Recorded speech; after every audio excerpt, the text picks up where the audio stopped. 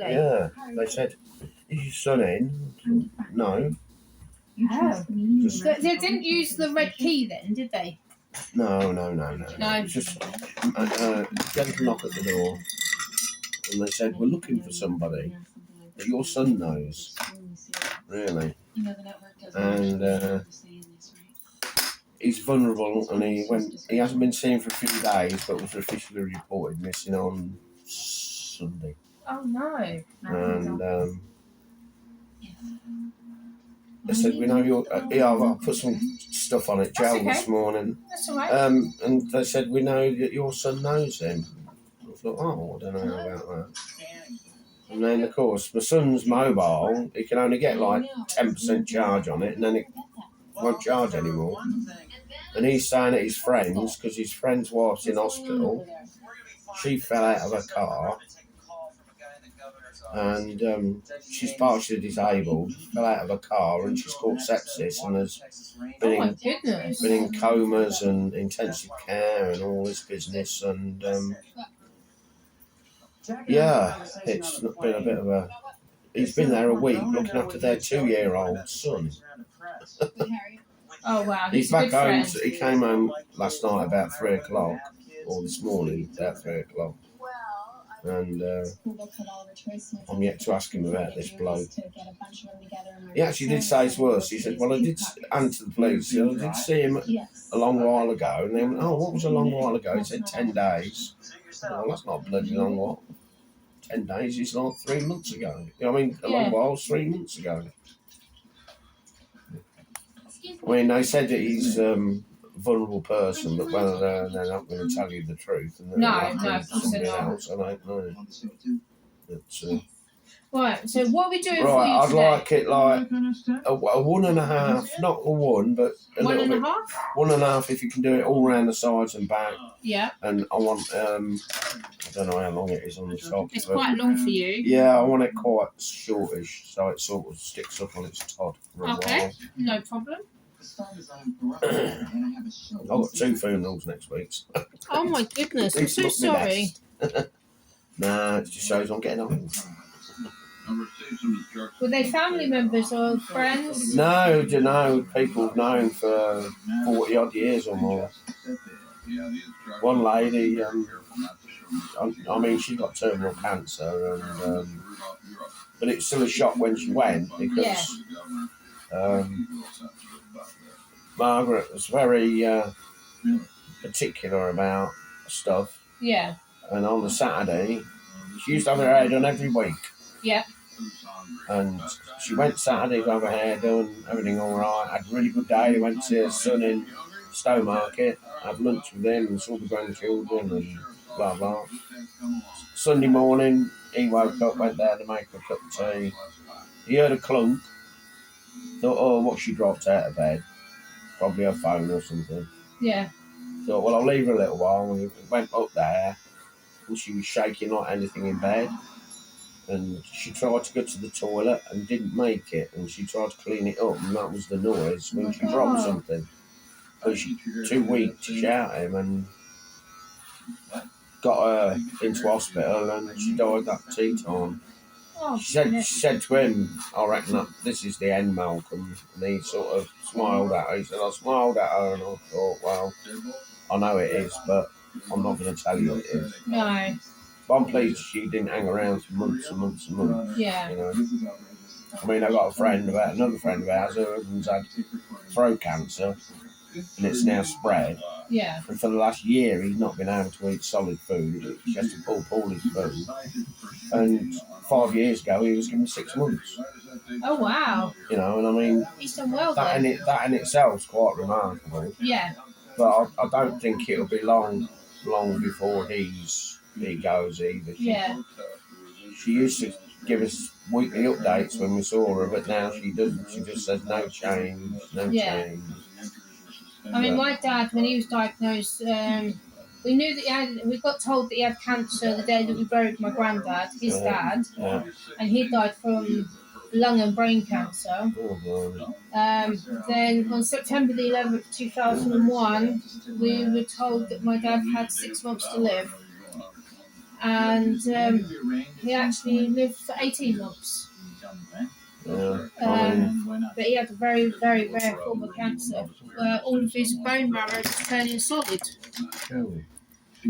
It's like when you, where was it? I can't remember where I saw it. I read it in paper or something, or on, you know, on the laptop or something about a guy, and he was told a month ago he got terminal cancer and he died this week. Yeah. You know, and then that's the shock. I mean, if I get it or anything like that, I don't want to hang about for 3 or 4 years deteriorating and end up in a bed not being able to do anything. But I don't want to hang about, you know, for a couple of years. I don't mind hanging about for 6 months or a year. No. Give me something to do. Well, do things that I want to do. My mum had cervical cancer in 1985. 84. And then she had a cone biopsy done. And then when we moved to Peterborough in 85, they found out that she had the cervical cancer had come back. So they'd done a full hysterectomy. Then in 1990, they found a lump in her breast. So she had to have a lumpectomy. And then in 93, they found out that she had a cancerous tumour on her spine, which they removed. She's been through the mill. Yeah, and then in 2022, September 2022, her bowel perforated, and then she lost 95% of her small intestine to Crohn's, which they think has been brought on by a cancer. Yeah. And she's just been given the all clear now. Lucky she's done well then. She has. To survive all that. In September 2022, they said that she's got a 10% chance. No, she's got a 90% chance of dying. Because it's emergency surgery. And from September 2022 until the 6th of March 2023, when she came out. She was in intensive care 3 times. Yeah. Okay. Well, my daughter, my eldest daughter, she's just celebrated her 28th. Although she's 46. Yeah. No, yeah, 46. She just celebrated her 28th birthday of her liver transplant. Oh, wow. That's amazing. She's done really, really well. Had a baby as well, which they said she couldn't do, but she did. Yeah. And she's 10 this week, so... Well, that's absolutely amazing. Yeah. It just shows you what can be done, though. Yeah. And it's just sort of nice that still in touch with the family, the donor family and that. And we've been invited to one of the girls' weddings in France, but we're not going to go because it's one of these weddings that goes on for about 4 days. Oh, wow. And they said they'll pay for the accommodation, but you've got to pay to get there and everything else. Yeah. They'll pay in this big chateau. Oh, wow. Well, they're loaded. I mean, the mum and dad, they're always bloody posting, we're off whale watching and you know, in Canada or wherever they are. I don't know when he gets any, well, I mean, he should be retired now. He's about 70. But he must be earning some money because she only used to be an ambulance driver. I live at Old Cumbria. All right. Got horses and, well, girls. One of the girls is a solicitor. I'll see her name in the paper. Local for defending some bloody miscreant. And she said it pays better than prosecution. That's what when I saw her at her wedding. Yeah. Which was a bit more restrained. She said it pays better than prosecution.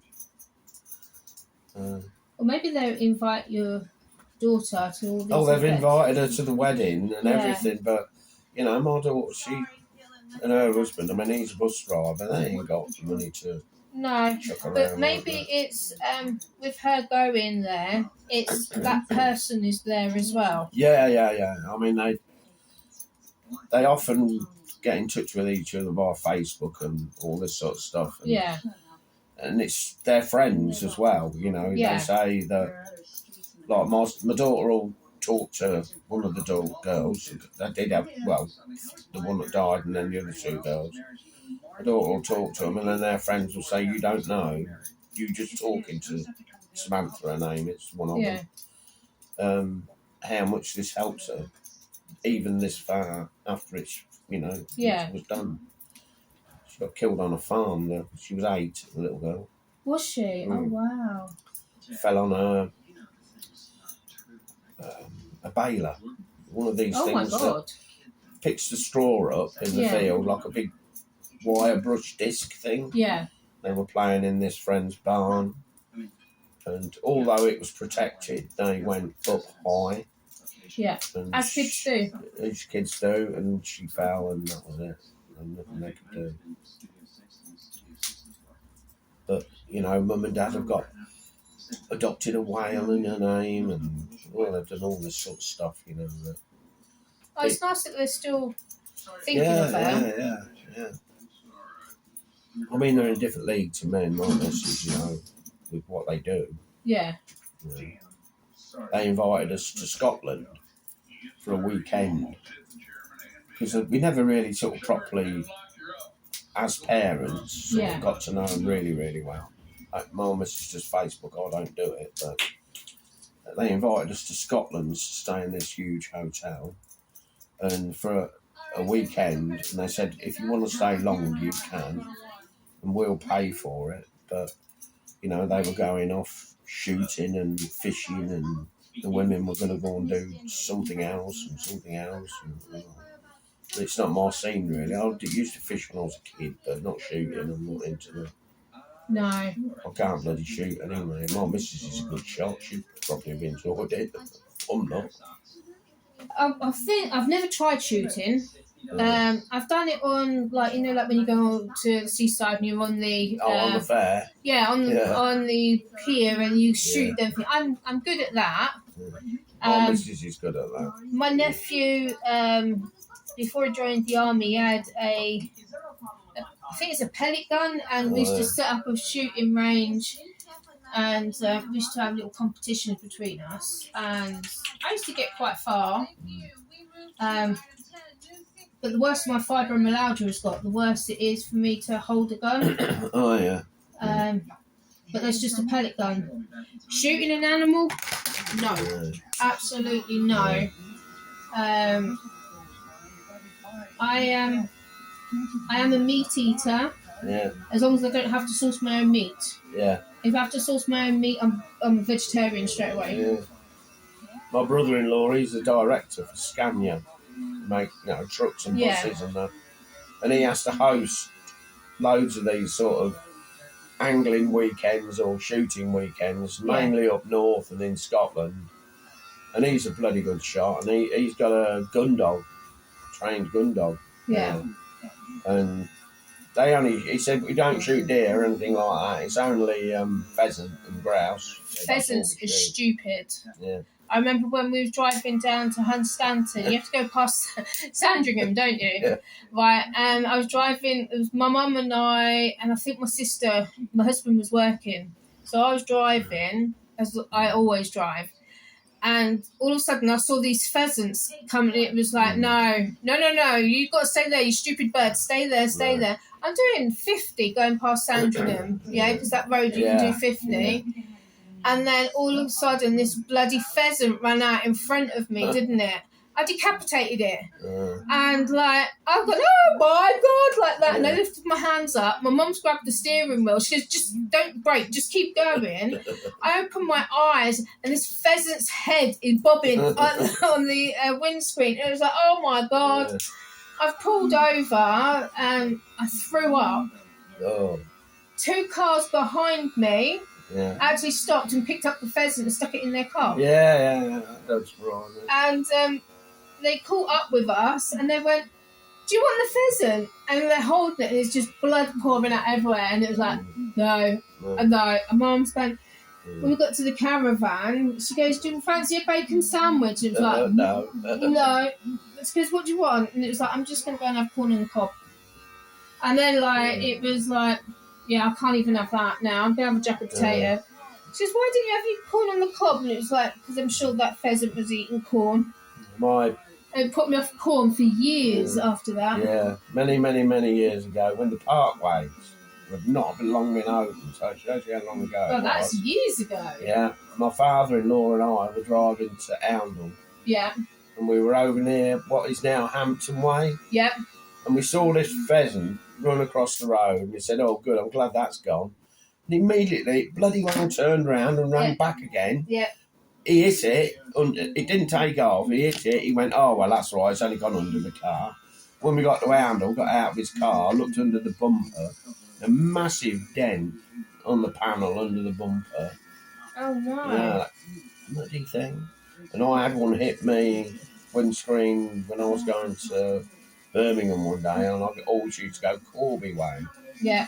And that way to it, and I just see it come over the hedge, really low, smack right in the bottom corner of my windscreen. The crack went nearly halfway across my windscreen, and I thought, "Oh, that'll be all right." And then by the time I'd got near to Birmingham on the M6, the windscreen had cracked all the way across. And when I got up to 70 mile an hour, you could see the windscreen moving. Oh, my God. Coming in. So I tried to get it done in where I was going, and nobody could do it for me. And they said, it needs to dry for 4 hours before you can drive it. Yeah. In those days, because I'm going back 20 years now, I think. And then, so I drove back to Peterborough at about 45 mile an hour down the M6, which is not really that good. That's really bad. People look at you a bit gone out, you know. And I'm surprised you didn't get bibbed at. You know, I did quite a few times by lorry drivers especially. But I got back to Peterborough and obviously got it done and that. But. Me and my friend, we were at Hilltop Farm, you know, in Chesterton. Yeah, Chesterton, yeah. Well, we were brownie leaders at the time. I got kicked out of brownies because I didn't do safeguarding because my mum was in intensive care. So they cancelled my subscription because it was level 3 safeguarding or safe space. I can't remember, but it was like, I'm not doing it because I'm at the hospital with my mum. So I'm no longer a brownie leader. I loved it all the time I was doing it. Now I don't even know how I found the time to do it. But we were coming back after we'd been up there and doing fruit picking with the brownies. My friend went first, and I was like, "Oh, no." And I saw this hare running, and it went straight into her, and you could see her car go like that, where it went under both the tyres. And she's rang me. I can hear her daughter screaming. It was like, no, it's not dead. It's not dead. It's running around.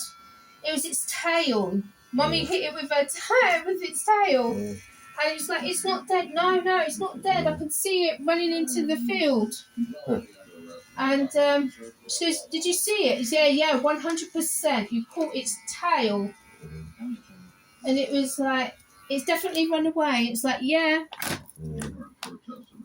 When she put her daughter to bed, she rang me. She goes, "Did you see it?" And it was like, yeah.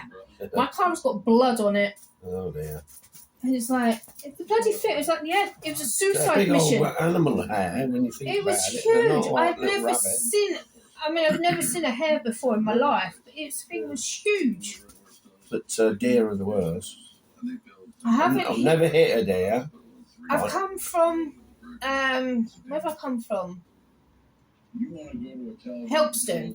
I come back via not Morrison. Whatever is it? That village. Marham, that's it. So come from Helpston, come through Marham. Just before you get to the crematorium, all this fog come down. So I was doing like 30, 40 coming round. And I went down to 1. There was no sound at all. And I put my lights on high beam. I think I was doing about 2-3 miles an hour. I literally couldn't see. And as I turned the corner coming from Marham, there was this great big stag in front of me. Bloody hell. And there must have been about 30 or 40 red deer walk through. Yeah. And it was like, you see loads of muntjac deer, don't you? Yeah. This one was a big stag, and it actually reminded me of Bambi, as like how big this stag was, and it was like, wow. I come from Barnet and one Saturday morning, and we come through. Obviously went through Ufford. Come from Ufford, going along towards the farm. Yeah, that's lovely. Thanks. Yeah, there, and all of a sudden, I just saw these 3 deer in the field, right near the hedge. I thought, they're coming through here. Yeah. So I slowed down, and lo and behold, one jumps over, and... Sorry, do you want any gel or wax? No, you're all right, thanks. No. Jumps over, gets on the road, its back end goes, slips. No. The others never come through, and he went back. Next thing, I see this car. I carry on, and I see this bloke coming. He was doing about 70 down that road, and I'm madly flashing him, to let him know that these deer are there, and they're probably going to come through the road again. Yeah. But he didn't sort of seem to slow down. And then the next thing, all I see are these brake lights come on, like he'd really had to anchor up hard. And I reckon that the deer would come across the road in front of him, whether he hit me, I don't know, but... The thing is, though, we can't even pick them up, can we? If we hit them, we have to leave them, and the car behind us can pick them up. My mate, I'm going back